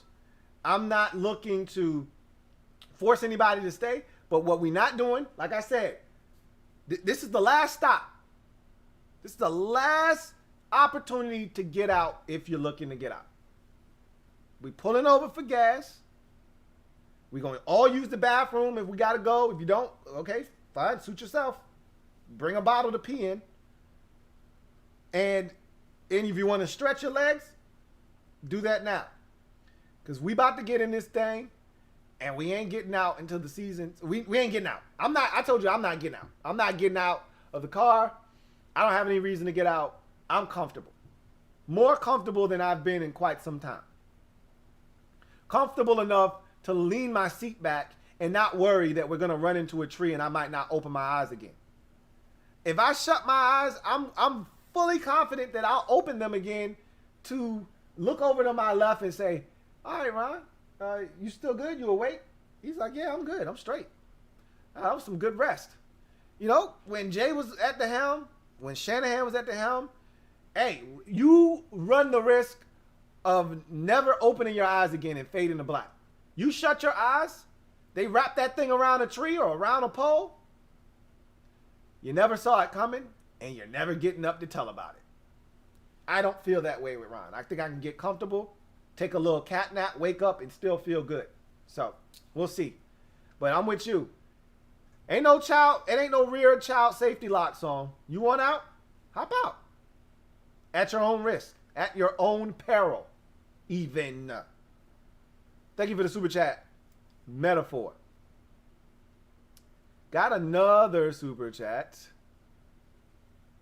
This one is from Mr. Laughing My Head Off. Thank you for the super chat, Mr. Laughing My Head Off. Greatly appreciate you, Mr. Laughing My Head Off, who writes, no matter how this season plays out, this team is doing it right. You can't pay everyone. I used to wonder how in the hell the Patriots would let go of good players all the time and remain good. I'm not saying we're the Pats. You don't have to say we're the Pats, because I made that same comparison before. I think I did it on the video when Morgan Moses was first given permission to seek a trade. And I did it earlier in tonight's show as well, whether you were here or not. I can rehash that again. That's what the good organizations do, is they don't wait until these players are over the hill. The only organization I've seen do that consistently and get away with it is the Pittsburgh Steelers.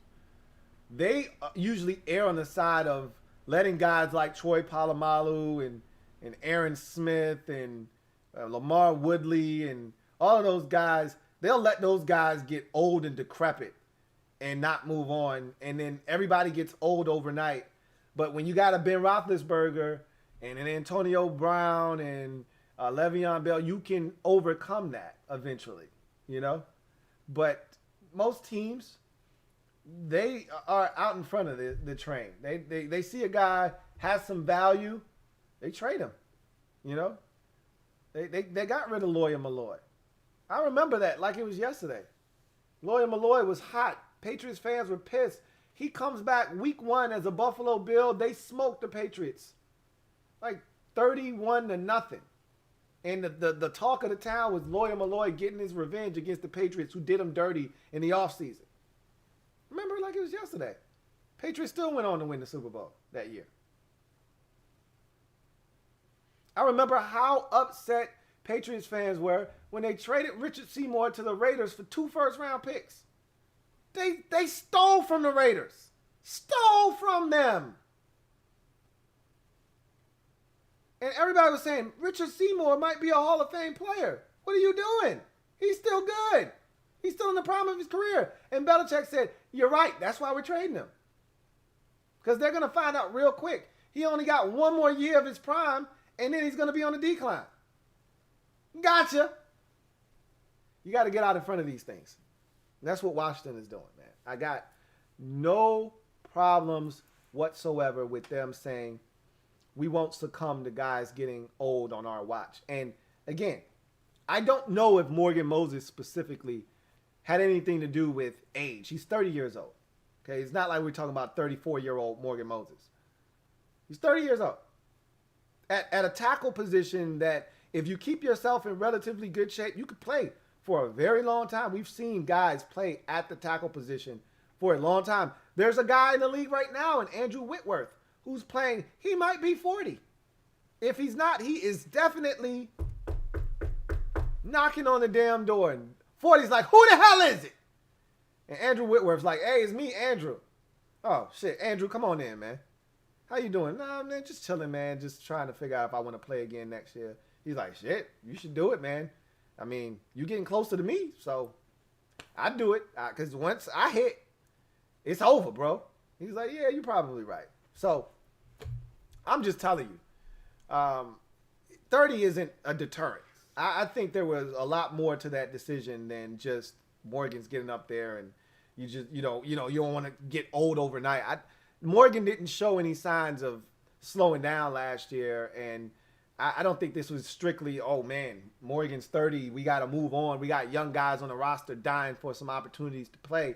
I think this was more about, hey, we got some guys over here we'd like to re-sign. Morgan probably wanted an extension or more money or whatever the case may be, and we just ain't trying to deal with that right now.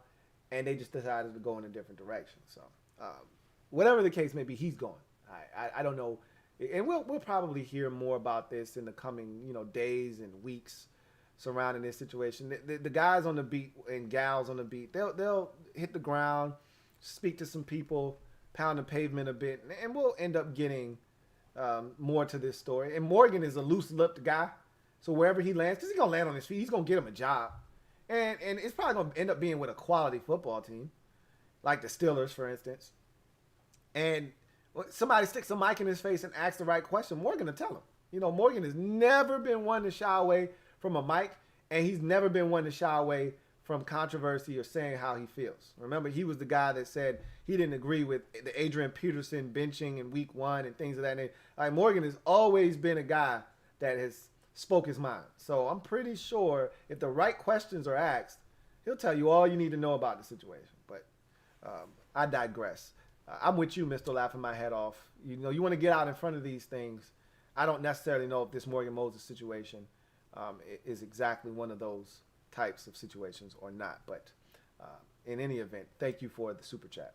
Got another one here from the super chat department from my guy Kevin Strunk. Thank you for the super chat, Kevin Strunk. Greatly appreciate you. My guy Kevin writes, do you think the Moses cut is strictly to get cap room for an Allen extension or toward Sheriff as well? I think that the Moses cut isn't strictly for cap space. I think there were a number of factors, as I've already alluded to, involved. I think it's a little bit more convoluted and a little bit more complex than just, hey, we needed the $7.5 million that we're going to save under the cap.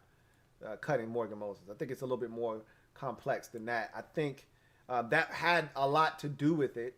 I think that was a factor in the decision-making process, but I do also believe that they looked at the situation and they said, he's 30. We got a young boy over here, a young guy chomping at the bit to get an opportunity that we would love to see get on the field. This money definitely is a help. We would love to have this money to help us, reallocate it somewhere else where we feel like it would be better spent. And,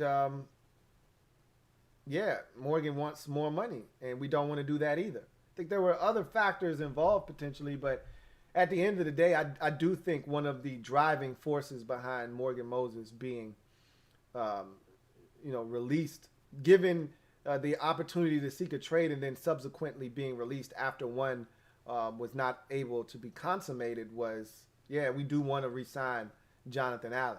We do want to start to lock up some of these guys that we view as core Washington football team members moving forward. We don't want to wait. We don't want to be in a Brandon Sheriff situation with Jonathan Allen where he's playing on the last year of his deal and he gets the free agency and we got to franchise tag him. We don't want to put ourselves in another one of those positions. So let's get out in front of this thing and lock him up right now while we can, while it'll be a lot less money, because if Jonathan Allen goes out and with all the talent that's on his defense and with Ioannidis coming back and all of a sudden, Allen goes off for 12.5 sacks this upcoming season, that number that you were going to get him at, last offseason, that shit ain't happening now. His agent is telling him, dude, you just hit the bank. You just hit the mother load. You ain't got to sign nothing. You hit free agency, somebody's going to break you off. If they're scared to lose you, they got a franchise tag you. And you're going to really get broken off then. So I think they want to get Jonathan Allen done. I don't think they're really worried about Sheriff right now because I think as far as they're concerned, he might be gone already. They might be getting one more year of service out of Sheriff and then they move on from him. And so they're going to extract all the value they can in terms of play out of him and then move forward. But I think they are looking to get these defensive linemen signed. And it starts with Allen because he's the first guy up. So I do think it had a lot to do with Allen and trying to reach an agreement to extend him out more so than Sheriff. But yeah, I think that's a big part of it for sure, Kevin. Thank you for the super chat. Jenny Perez, double up, thank you for the super chat, Jenny Perez, and thank you for doubling up. Greatly appreciate you for that. Got another super chat. This one is from Brandon Hayes. Thank you for the super chat, Brandon Hayes, who writes, lifelong fan. I care less who stays, who goes. Just win, baby. Dubs cure all things. Calm down, folks. We're consistent losers. Let's try new things. And I think that's essentially what Ron was trying to convey to people that were getting all up in arms about some of the moves he's made, going all the way back to not bringing Kevin O'Connell back, or not bringing back Kyle Smith, or now not bringing back Kerrigan, and not bringing back Morgan, or getting rid of Morgan Moses. What have you won with all of those guys? We all know the answer to that. Ron knows the answer to that. And so why are you upset? Let's see where this goes. I mean, you got nothing to lose. That's the thing that kills me with some people. Is like they want to act all high and mighty like we just won a Super Bowl 5 years ago, and he's coming in and he's wrecking shop and tearing shit up from what was once a Super Bowl organization. Man, we haven't seen an NFC championship game since 1992. If you're looking at the calendar, but the 91 season. Think about that. Let that shit sink in. We ain't won a damn thing with none of them. Not a single one. So if Ron decided he wanted to come in here and wreck shop, I mean, absolutely clear house. So what? So what? Who's won anything here? Nobody. So that's kind of where I'm at with it. Like, okay, let him do what he needs to do. Whatever he feels like he needs to do, let him do it. What's the alternative? And you're right about winning. They say winning is the best deodorant for everything. It cures all. Something we haven't done enough here in Washington over the last decade plus. But feel like things are starting to change a bit. We'll see. Again, only time will tell. Thank you for that super chat, Brandon Hayes. Got another one here from Guardian. Thank you for the super chat, Guardian. Greatly appreciate you. Who writes, just showing some love. Appreciate all the work you do, Lou. Much respect. Really appreciate you, Guardian. Thank you so much for the support and the time and the energy and the resources. Can't do this without people like you, Guardian. Thank you so much. See if we got any more super chats. I do see another one there. So we got one more super chat. This one is from Metaphor. Double up. Thank you for doubling up. Metaphor, greatly appreciate you. My guy, Metaphor, writes, Momo cut equals Ron salary space. Ron's A-Rod plan. I don't think that he's coming here. I don't really see them clearing out space for Rodgers. This isn't the NBA. Teams don't clear out space looking to set themselves up for a cap situation that's coming a year or two down the road, like teams were doing when KD and LeBron and all those guys were going to be free agents. And so they cleared all the space. They traded anybody that was anybody, cleared all the books, and said, all right, we got all the space we need to sign. Hey, we can sign 2 max guys if y'all are comfortable coming here.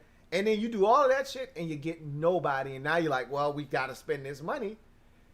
And, that's how you end up, signing some rando for, $65 million over 4 years. And you're like, how did that guy get that kind of money? Well, that's because you put all your eggs in this one basket and it didn't happen. I don't see that's as that being one of the reasons. I think this is more of a, hey, let's take care of home. Let's take care of the guys that are here, that are coming up. You know, like a Jonathan Allen. You know, and there are going to be a bunch of these guys here shortly. I mean, Cole Holcomb, it wasn't a first round pick. So this is year 3 of Cole Holcomb coming up. You don't want to wait until the 4th year of Cole Holcomb, even though he'll be a restricted free agent and you'll have first dibs on him. You don't want to wait. Well, he won't even be restricted. I don't think he'll be restricted at all. I think he'll be unrestricted free agent. Anyway, because he was drafted. Excuse me. You don't want to wait until year 4, the last year of a guy's rookie contract, to then re-up. You want to do it the year before. You want to be proactive. You want to be ahead of that. And after Allen, it's pain after pain. It's sweat after sweat. It's young. And don't forget, Terry's not a first-round pick. This is year 3 of Terry, just like it's year 3 of Cole Holcomb. These are guys that you love. These are guys that you think are core Washington football team members. They're going to need to be paid. So you got to start thinking about that. All of these guys that we look at as core foundational pieces, these deals are coming up. These deals are coming up. So, yeah, I don't think this is an Aaron Rodgers play. I think this is about, hey, let's start positioning ourselves to knock these dudes down one by one and take care of all of the guys that we believe need to be here on a long-term basis. So, we'll see. Thank you for the super chat. Metaphor. Got another one here from Brandon Hayes. Double up. Thank you for doubling up, Brandon Hayes. Greatly appreciate you. My guy Brandon Hayes writes, you think Payne gets traded? Somebody gotta go. Let's be smart. I don't think they trade Daron Payne, but you just never know. I don't know how they feel about every single one of those guys on the defensive line. I just know they feel like they got a bunch of talent. I think Payne is one of the more talented guys on that defensive front. And so I don't anticipate them looking to move him. But, you know, things change. Opportunities arise. Excuse me. Who's to say that they don't see an opportunity and say, you know what? For as much as we really like Daron, we like Montez Sweat even better. And we want to hold on to him. And as you said, you can't keep everybody. Somebody's not getting. Now, here's the one thing I can tell you. Because we don't have a quarterback that's going to command a massive deal in 3 years or 2 years or even 1 year from now. We don't have a guy that is on the horizon. We don't have a guy, period. So if we were to draft that guy in the first round next year, you're talking about 5 years, and you generally don't get to that 5th year of that contract with a good quarterback. You get to year 3, and you're talking about an extension if he's really good and he's proven it to you already. But you essentially are pushing that back every year that you don't get the quarterback. You're pushing that deadline of where you can't spend on other players as much because you got to clear that space and be ready to pay your quarterback. We're in a position right now that we could sign everybody back because we don't have that quarterback eating up, 14, 15% of the cap. And he's not going to be here for a while. Now, unless you trade for somebody. So, I don't really know. I don't know if anybody has to go right now because the quarterback position is what it is.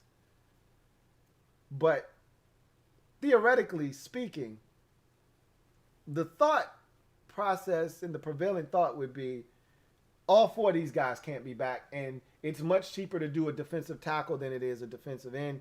So my thing has always been it's going to be one of the ends that's not back, and we know which one it's going to be.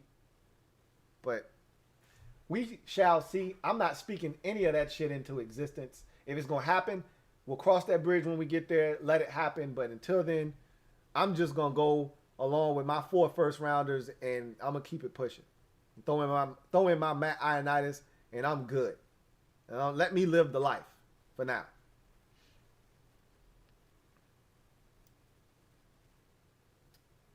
All right. Got another super chat This one is from Brandon Hayes. Again, thank you for the super chat and tripling up, Brandon Hayes. Greatly appreciate you. My guy, Brandon Hayes, writes, Payne over Allen. I think that's how most of us fans feel. I don't know if that's how the staff feels. Remember, John, from a talent standpoint, I think they recognize that, yeah, Payne is a lot more talented than Jonathan Allen. But also in the same breath, I think they also acknowledge that Jonathan Allen is exactly the kind of leader, culture builder, and work ethic guy that they want in their building. It's the kind of guy that they look at and view as the perfect example of how we want to do things in this organization moving forward. And so he would essentially be one of those rock guys that, can turn to some of the younger players and Ron can say, do it how he does it. Follow him and he'll show you the way. Sort of the way he did it with Luke Kuechly and Thomas Davis and Greg Olsen and all the veterans he had that he could just rely on to police the locker room. Like, he didn't have to do a lot of things. Those guys took care of that shit themselves. I think he views Jonathan Allen in that same light. And Allen has that military background. I think there's a connection there between Allen and Rivera. And I think Rivera has a soft spot for the military. He grew up in a family that was heavily involved in the military. And I think that absolutely has an impact on, if you're a yes sir, no ma'am type of person, and you were raised in a military environment and you can relate to Ron Rivera and he can relate to you, I think that does have a bearing on some of the decisions that he's made, i.e. Jamin Davis, i.e. Jonathan Allen potentially over Payne. I think, both of them having military backgrounds and having that same type of mentality that Ron has of no excuses, let's get better, and if we don't do what we're supposed to do and we don't hold ourselves accountable, that's unacceptable and it can't happen. And Jonathan Allen has been out in the forefront. When they stick a mic in front of him after a game and he's pissed because we didn't do the things that we set out to do, he doesn't, mix any words and makes no bones about it. He's like, nah, that shit wasn't good enough. We weren't accountable. And until guys start taking this shit serious and they start holding each other accountable, this is going to happen to us a lot more often. And that's what he wants in the locker room. He wants those types of guys. And Allen is one of those guys. And from all accounts, from what I've heard, that's not Daron Payne. And that's okay. Everybody's not meant to be a leader. So, and I've heard that Allen's got tremendous work ethic, and Daron Payne, not saying that he's lazy, but I've heard this multiple times. I've heard this from scouts and people close to the situation that they said they wish they could take Jonathan Allen's mindset and work ethic and put it into Daron Payne's body, or vice versa. Take Allen's mindset and personality, keep it in his body, and then take Daron Payne's athleticism and body and put it in Jonathan Allen's. But they would make the perfect player if you could put the two of them together. One's way talented, more talented than the other. One has the work ethic and the discipline to be a upper echelon player, but doesn't necessarily have the size, length, measurables, athleticism, twitchiness, or any of the stuff that Payne possesses. Allen doesn't necessarily have any of that stuff. So, it is what it is. I think most of us would take Payne over Allen, but I think this staff absolutely loves Jonathan Allen, and I don't see them allowing him to move on. Let's see. Got another super chat. This one's from Brandon Hayes. Again, thank you for your fourth super chat. Greatly appreciate you, Brandon Hayes, who writes, the way it looks, we are trading a QB and eating the money. We are trading for a QB and eating the money. I don't know, man. That's hard for me to stomach, to say that we're going to trade for a quarterback, a veteran that is, and just eat the money. All these contracts are complicated. Like Matt Ryan is untradeable because it just wouldn't make any sense. It'd be essentially the Falcons committing suicide offensively, because not only are you losing a quarterback still playing high level quality football, but you would have to eat over $40 million just to turn him loose. Like, who's doing that? So we'll see what Washington decides to do. I myself don't anticipate them trading for a quarterback. They tried this offseason multiple times, I believe, especially with Stafford. It didn't get done. I wouldn't be shocked. I've been on that Aaron Rodgers angle for a while now, and if he does come available, I do think Washington would be really intrigued by going and getting Aaron Rodgers, and I think they would, do everything they could to get him. But it's hard for me to say what's going to happen. It really is. So it's going to be interesting next offseason at quarterback, because I think next year is the year when Ron gets aggressive and goes and gets a guy, whether it's a veteran or a young guy in the draft. I think next year is the year Ron looks at this roster and says, okay, we're ready. Let's go get the quarterback. Let's go find our Russell Wilson. Build the infrastructure up, have the team ready to go, and then drop the young quarterback inside and say, hey, let's roll. Go ahead, drop the quarterback inside. Now we're ready to ride. Let's go. I think that's what he's going to do. We're going to see. Thank you for the super chat, Brendan Hayes. Got another super chat. This one is from AfroCat2136. Double up. Thank you for doubling up, AfroCat2136, who writes, Breakout Player 2022, the Gator Cam Curl. Thoughts? Breakout Player in 2020 or 2021. The upcoming season is 2021. Are you talking about not this upcoming season, but the season after that? Or are you talking about the upcoming season? I'm going to assume that you're talking about the upcoming season in 2021, and you're asking me who the breakout player will be. And I honestly think it's going to be one of these defensive ends. And I know it's hard for you guys to imagine Sweat or somebody on the D-line for that matter. I know it's hard for you guys to imagine Sweat or Young having a breakout year when we already expect so much of them, but neither of them is yet to have one of those 15.5 sack seasons. Obviously, Young just got here and Sweat's going into his third year now, but Sweat hasn't had one of those seasons. Young may be poised for one, but you got people thinking that this guy's just an average. No, I shouldn't say that. You got people out here thinking he wasn't worthy of the number 2 pick overall, period. And so I do think that, Chase Young is capable of exploding for 15.5, 16 sacks. Montez Sweat, same thing. So I can see one of those guys being a breakout player. I can see Cole Holcomb with more team speed and with another guy out there that can run at the linebacker position. And if he's truly playing weak side backer, I can see Cole Holcomb having a breakout season. I can see that happening. So it'll be interesting to see who the breakout player might be on defense. On the offense, with some help, finally, Terry could explode for 1,500. Who knows? Probably highly unlikely, but I'm not saying. I'm just saying. We don't know what's going to happen. So thank you for the super chat, AfroCat2136. Got another super chat. This one is from Jenny Perez. Thank you for the super chat, Jenny Perez. Thank you for tripling up, Jenny. Really appreciate you. Jenny Perez writes, haven't been this excited about Washington since the 1990s. Appreciate your insight, Lou. Thank you so much, Jenny. I really do appreciate that. And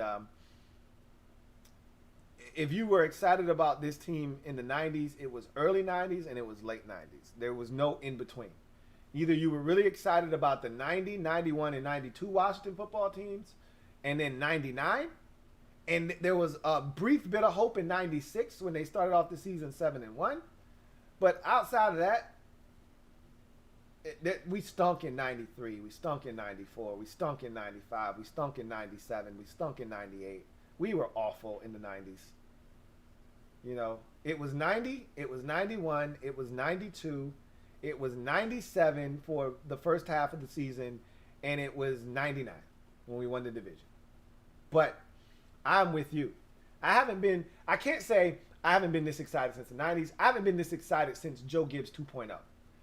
Joe Gibbs came back, and in the second year he was here in 2005, we went to the divisional round.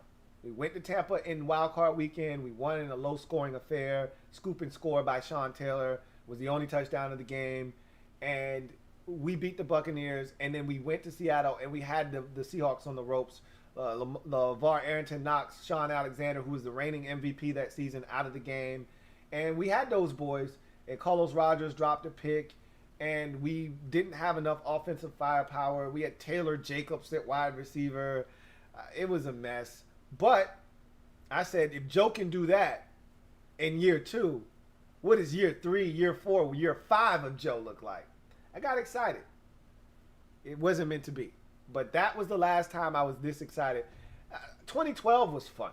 Everybody had fun in 2012. But the injury put a damper on that season for me quickly.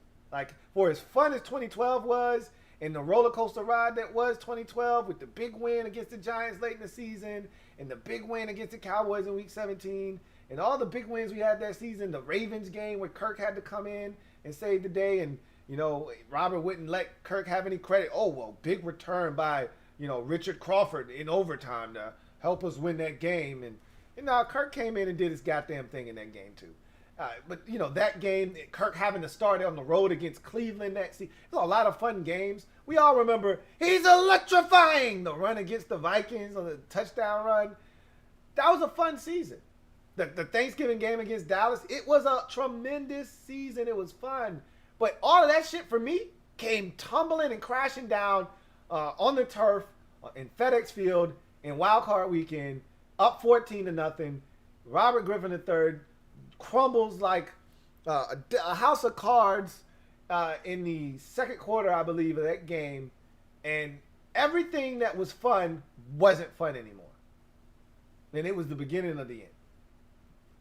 So I was most excited about this organization last in 2005. Going into that 2006 season, I really thought we were going to do some big things.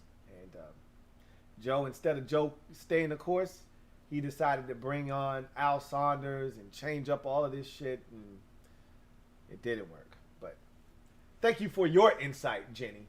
I really do appreciate you.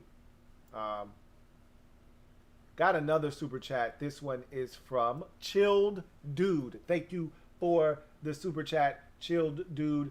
Greatly appreciate you, who writes, love your card opening vids. I'm having so much fun doing that, man. I really am enjoying myself.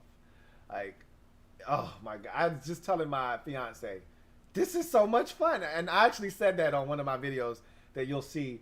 I've got a bunch of them in the chamber ready to release. I'm trying to get into that YouTube algorithm as we speak. So I'll be releasing some videos pretty much every day. But in any event, he says, we will lose sweat. When is your Ron's Plan merch shipping out? We are creating room for Allen, right? Love your work, Lou. So that merch should be shipping out this week because the portal got shut down for the shirt. The pre-orders are done, and so now the shirts themselves are going out. I know that there was so many orders that I know they had to get more materials for more shirts. So I know he was working on that, but a lot of the shirts should be on the way to a lot of you guys who bought and gals who bought shirts. So expect your merch to be arriving at some point, either this week or next week. But you'll be definitely getting those shirts. I know a lot of you can't wait to get them. I can't wait for you to get them, and you're gonna love them. You're gonna love them as much as I love those shirts. But are we creating room for Allen? I think that's part of this. You know, all the moves that have been made. They're looking to get into a position that will allow them to start keeping some of the stuff home that they feel like is homegrown talent that needs to stay in Washington. And I think it does begin with Jonathan Allen. I don't think it ends there, but I do think it begins with Jonathan Allen. Thank you for the super chat, Chill Dude. Greatly appreciate you. Kevin the PRF. Thank you for the super chat, Kevin the PRF, who writes, smartest offseason move was by Bostic was when his agent said, "Hey, you started all year with a game-winning interception. Do you want more money?" "Nah, I'm good." I don't know if Bostic told his agent, "Nah, I'm good," but I know Bostic last year, when Washington re-signed him, was elated because it was the first time in his career, and he said this, that he had ever been extended and received a contract from a team that he played with the year prior. And John Bostic isn't old, and he hasn't been in the league for 12 years, yet he's been on like 7 different teams already. I can remember him being with the Bears, the Steelers, the Colts, and here. That's 4 teams, and I think Bostic's only been in the league like maybe 6 years max. To already have been on 4 teams says a lot. And he never was able to re-up with any of those teams. It was one and done a lot of times. So he was excited when Washington extended him. I think it was a 2-year deal after signing him on with the 1-year deal. He was excited to come back for 2 years. So he was like, "Nah, I don't need no more money. I don't need another extension, nothing. I'm just happy to be here." Shit, he should be happy that he's still starting. But like you said, nah, I'm good. I'm comfortable right here where I'm at. Oh man, thank you for that super chat, Kevin, the PRF. Got another super chat. This one is from Red Wings 01. Thank you for the super chat, Red Wings 01. Greatly appreciate you. Thank you for tripling up. I believe that's where we at now. Might be 4, but I think we're tripling up at this point. Red Wings 01. Really do appreciate you. I think it might be 4 actually. Now that I'm thinking about it. Either way, really do appreciate you. Who writes, Bostic had his best year here. Say what you want about him, but he found his home. Same with McKissick. He did have his best year here last year. And early in the season, it was rough. It was really rough. And I couldn't stand to see him in a starting capacity. I told you, it wasn't as bad for me as it was for some of you guys. A lot of y'all wanted him gone. Like you were getting to that Mason Foster territory or that Perry Riley territory where you're like, look, man, this guy can't get the hell out of here fast enough. I was telling you guys, it's not that bad for me. I don't think he's that terrible like some of the other guys. I just think he doesn't need to start. I said, I don't have a John Bostic coming off the bench problem. My problem is with John Bostic starting, which he still currently is penciled in as the starter at middle linebacker. That's my issue, is that he's starting, but they love his smarts, they love his leadership, his ability to get everybody lined up. They think that John Bostic can be a good football player for them. I think he's maxed out. We know what he is, but he did get a little bit better as the season wore on, but getting better doesn't insinuate that he wasn't terrible to begin with. So getting better is still really, in the grand scheme of things, not that impressive. He couldn't get any worse. So, and same with McKissick. I've been a J.D. McKissick fan. I wasn't a John Bostic fan before he got here. I was a J.D. McKissick fan before he got here. Remember, well, I told you guys the offseason when we signed McKissick last year, and all the guys, and remember, we had signed Kendall Fuller, and we had signed, and I didn't think Wes Schweitzer was going to be as good as he was for us, but we signed all these players, Logan Thomas, and a lot of you were excited about him, and I wasn't, and you guys were right about Logan Thomas. I told you guys, and Kendall Fuller was the one that everybody was excited about, and I said, Kendall Fuller's cool, but I'm going to tell you right now, the guy that I'm most excited about, and you're going to love, is J.D. McKissick. And he stayed healthy, and look what happened. So I think McKissick is another guy that is awesome, and I'd love to see him stick around for a while because he's got a lot of good football, I believe, left in him. So thank you for that super chat, Red Wings 01. Got another super chat, and this one is from Condoleezza Perry. Do you think Landon Collins will be the next veteran traded or released? First of all, let me thank you for the super chat, Condoleezza Perry. Really do appreciate you. as far as Landon Collins and will he be the next veteran traded or released, they've sent mixed signals when it comes to Landon Collins. I think Ron at one point was starting to become perturbed by all of the Landon Collins questions, especially moving to linebacker, which I don't think they ever asked him to do. And I think that it pissed Ron off that people assumed they asked him and Landon said no. And I don't know if they ever asked him to play linebacker. That said, Jack Del Rio was very blunt when he said, no, Landon's playing safety. He's a really good safety in this league, and that's where we have him playing. So there's nothing else to talk about there. Ron's like, we'll see. We got to see on old 20. What was Landon Collins? 20? 6? I think. What was he with the Giants? I think he went back to his Giants number after wanting Sean Taylor's 21 and not getting it. I think Landon was 26. Don't get me the line. Anyway, I don't think he's going anywhere, personally. But Ron seemed non-committal on him, which leads me to believe that they haven't fully committed to him either. But I don't think he's going anywhere. I think if he plays well, he may continue to stay here. If he doesn't play well this upcoming season, or he gets injured again, or any of the sort, or somebody's outperforming him, I could see Landon Collins not being back after this year. But I think he's going to get one more shot at it this year. I do. So we'll see. But that's a guy to keep an eye on. I think Condoleezza is on to something there. Landon Collins, I don't know what the specifics of his deal are and if there's any money to be recouped. I think there's one more year of guaranteed money in there before Washington can pretty much get out of it, out of his situation. Not necessarily cap free, but without as much penalty for moving on from him. So we'll see what happens.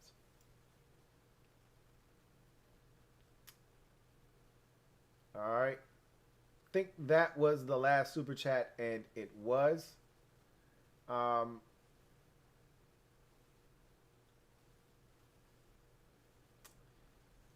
going to grab a couple of these comments and we're going to get out of here. Grab just a few more. Jesse Dobbins says, you're doing a great job, Mr. Louie T. First time. I think Ron has a great plan. Still need that quarterback. I think that is something that we all feel like needs to happen. Is everything we're doing is positioning us for success and building a sustainable winner.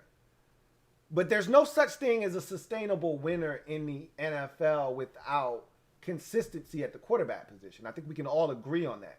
You can have as good a defense as you want. You can have as dominant a run game as you want. If your quarterback stinks or you play Russian roulette at the quarterback position, it's going to catch up with you in the long run. You can't win. You may catch lightning in the bottle one season and win 12 games or 11, but you're not going to do that next year or the year after that. That's for damn sure. The teams that win 10, 11, 12, 13 games consistently are the ones with upper tier quarterbacks. Denver had as good a defense as I've seen in the last decade with that 2015 Denver Broncos defense. They couldn't sustain it, and they were good, but they didn't have a quarterback. And the next year after that, they were good on defense, and the year after that, they were good on defense. They have a quarterback. They had Trevor Siemian. They had Lynch. Like, you can't win in this league. I don't care how good your defense. Jacksonville's defense was nasty in 2017. It was nasty again in 2018. You know the difference? You can't keep replicating Blake Bortles doing what he did in 17 and then in 18. You can't replicate Bortles catching lightning in the bottle in 17 and leading them to the AFC Championship game and having them 7 minutes within the Super Bowl. because that's not who he is. So the next year, he's going to throw up all over himself because that's who he is as a quarterback. The Bears in the early 2000s, that defense was as ferocious with Brown and Awale Ogunleye and Urlacher and Briggs. Peanut Tillman, they were vicious in the early 2000s. They had Rex Grossman at quarterback. Yeah, they got to the Super Bowl once. That defense was good enough for them to they made it to the NFC Championship game, I believe. Nope, they beat the Saints that year. And that's how they got to the Super Bowl. I think they made it again another year. I want to say they lost to the Packers one year when the Packers went. But they had Cutler then, I think. That defense, there was a stretch there where that defense was dominant. But you didn't have a quarterback. So what does that actually mean? We can be really good on defense, and we might win 11 games one year. You have to figure it out at quarterback. And I'm no dummy. I acknowledge that. And that's why I said you build it up, and then you hope you get it right. You hope you get the same, you have the same formula as the Seattle Seahawks. That's always been my pitch to anybody listening. Do it like Seattle. It's easier said than done. I don't think they even knew what they were getting when they drafted Russell Wilson. So, we'll see. All right. Thank you for that comment. Got a super chat here. This is from my guy, Brandon Hayes. Thank you for the super chat, Brandon Hayes. Greatly appreciate you. My guy, Brandon Hayes, I think we up to 5 now with Brandon, man. Really do appreciate you. B writes, I'm fishing, bro, but maybe the Moses cut is cap 2 cut Landon just to eat the cap space. Yeah, I think you fishing. I think you going fishing on that one. Because I don't see them cutting a guy to then make them comfortable enough to cut another guy that they really want to cut. Like, we're not cutting one dude that we really don't care to cut just so we can cut the guy that we ultimately want to cut.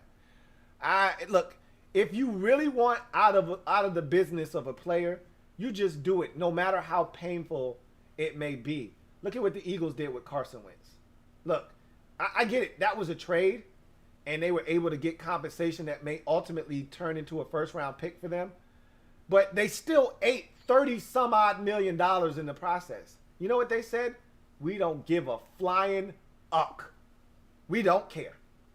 This guy has to get the hell out of our locker room. We can't have him back. He's toxic. If you got to eat it, you eat it. But if you need a guy gone, you just get rid of him. And you suffer the consequences. I don't think they want to get rid of Landon Collins that bad that they'd eat the kind of money that it would require them to eat. I don't think he's that. If he was spouting off at the mouth and he was causing problems and a riff in the locker room and he was starting to divide the locker room, it was Team Landon and it was Team Ron, and okay, then yeah. You know, if he was divisive in the locker room, then you got to do what you got to do. I don't see Landon Collins being that kind of player. I don't see him being that kind of dude. I don't think they view him as that kind of a problem, and so I don't see that happening. So, yes, I do think you're fishing. But you never know. I wouldn't dismiss it completely, but I'm dismissing it pretty much. Thank you for that super chat, Brandon Hayes. Got another one here from Atypical Brother, my guy A.B. Thank you for the super chat, Atypical Brother, who writes, what up, Lou? Late to the party. It's all good. We still here. You late, but still great. Which team do you think would be a good fit for Momo? In my opinion, he's still a quality starter at right tackle. I've already said that I think there are several teams that may come calling. Pittsburgh may be one of them. Remember, they moved on from Alejandro Villanueva this offseason, and granted, he's a left tackle. Morgan Moses showed the ability to be able to play left tackle last year in a pinch. I don't think you have to put him in the right tackle box. If you need a left tackle and you don't have any other options, I think Morgan Moses could definitely fill in for you on that. He showed last year he could do more than an admirable job at playing left tackle. But like Denver right now needs a right tackle. I don't know if they signed anybody, but remember Juwan James tore his Achilles, I believe, or ACL, one of the two, away from the team's facility, and so they cut him. You know, this is the second year in a row Jawan James won't be available for them after giving him some big money in free agency 4 years ago. He played that first year. He opted out last year, and now he tears his ACL, and they were sick of it, and they cut him. And so the Players Association, they're filing a grievance, and that thing could get ugly. But they need a right tackle. I said all that to say this. Charles Leno went to Denver after he came here first. He went to Denver, and they said, hey, we got a right tackle spot. We don't have a left tackle spot. Well, Leno was like, well, I'm a left tackle, so I can't help you. They said, well, guess you can't help us then. So then he came back to Washington, and he signed a 1 year, $5 million deal. So I think Morgan Moses could head straight to Denver, and they got a spot with his name on it right now, and he'd fit right in with what they need in Denver. They're dying for somebody to help. I think they call him up immediately and say, hey, what is it going to take to get you to Denver? So if I were Morgan Moses, I'd have my agent get on the phone and hit the Denver Broncos up like, hey, I heard y'all need a right tackle. I got the perfect man for the job. So Denver would be number one on the list. I wouldn't count out a team like Pittsburgh, but Denver for me would be the perfect fit for Morgan Moses if they haven't already tried to solve that issue. I agree with you. I think he is more than a serviceable starter in this league, and I think he's got a lot of good football still left in him. Thank you for the super chat, a typical brother. Metaphor, thank you for the super chat. Greatly appreciate you. And thank you for tripling up. I think you tripled up. Might be a double up. Just in case. Just in case I didn't get that right tonight. I just got to make sure that we got it right. Metaphor writes, cut a guy to cut a guy. Sounds like the DC sniper. That sounds like some real DC John Malvo sniper shit. You're damn right it does. I don't see them doing that. That's some really diabolical stay scheming. Ron is trying to get at me. Like, there's really some scheming to be able to say, hey, y'all over here playing some checkers, man. We over here playing chess. We cut a dude not because he was the intended target, but to cut another dude. That's some really diabolical scheming shit. Ron ain't that damn nasty with it. Like, and that's not even smart business practice, okay? So I don't even want to talk as if that's smart business. Like, you got to be super smart to do something like that. That's stupid. To cut a perfectly good player because it'll save you enough money to then cut the guy you really want to cut. Nah, you just cut the guy and cut your losses altogether. So I agree with you, Metaphor. That's definitely some DC sniper nonsense for sure. Thank you for the super chat. Got another super chat from my guy, Sean Mack. Thank you for the super chat, Sean Mack. As always, greatly appreciate you. And thank you for holding it down in the comment section tonight. All right, so that's pretty much it. We hit the 2-hour mark. Got no more super chats. That was fun. I enjoyed that thoroughly. And I think I might actually have a lot that I can chop up from this show. I mean, I felt like there were a lot of stimulating conversations that we had tonight. So we were in, we were out, and I think we were all about. And we did the hokey pokey and we turned ourselves around. That show felt like it was all about the business. So anyway, I digress. I thank you guys for joining me here on the Washington Football Report, live and in color. Don't diss the man or I bum rush your mother. Remember, I am a Washington fan, etched in burgundy and gold. My Washington spirit will never die. Washington spirit will never fold until we meet again. Hail to the beloved burgundy and gold. Got a super chat here from a typical brother. Double up. Thank you for doubling up, AB. Greatly appreciate you. Who writes, doubling up. Do you feel like this team is paying more attention on the defense than on offense? Understand Ron's a defensive-minded coach. I think they're paying more attention to the defense right now because they know that's their meal ticket because they don't have a quarterback. But while I say that, they've made strides offensively. They went out and signed Curtis Samuel. They went out and signed Adam Humphries. They went out and drafted De'Ami Brown. They drafted Samuel Cosme in the second round and De'Ami in the third round. Like, they've done things on the offensive. They spent a fourth-round pick on a guy that people had in the 6th, 7th, and undrafted in John Bates. They've spent resources on offense. They went out and signed Sammy's Reyes. We don't know what he's going to be, but they invested. So I don't think they've ignored one side of the ball to then pay more attention to the other. I don't think one has come at the expense of the other. I just think the defense has been something that they've been out in front of because that was already the strength of the team. When Ron got here, the defensive line is what he said really drew him to this job, the talent on this team, specifically along the defensive line. And he knew that was a building block. Well, if we're not good on offense, if we don't have a quarterback, what's the one way we can be in ball games and have a chance to win? Duh, it's defense. So I'm going to continue to build that, all the while trying to find the quarterback. And until we find that guy, we're probably going to win games with our defense. And I'm okay with that. Ron's okay with that. You're okay with that because a win's a win's a win in the National Football League. But eventually, you got to get the quarterback. And so I think that's why a lot of the emphasis has been put on defensive talent.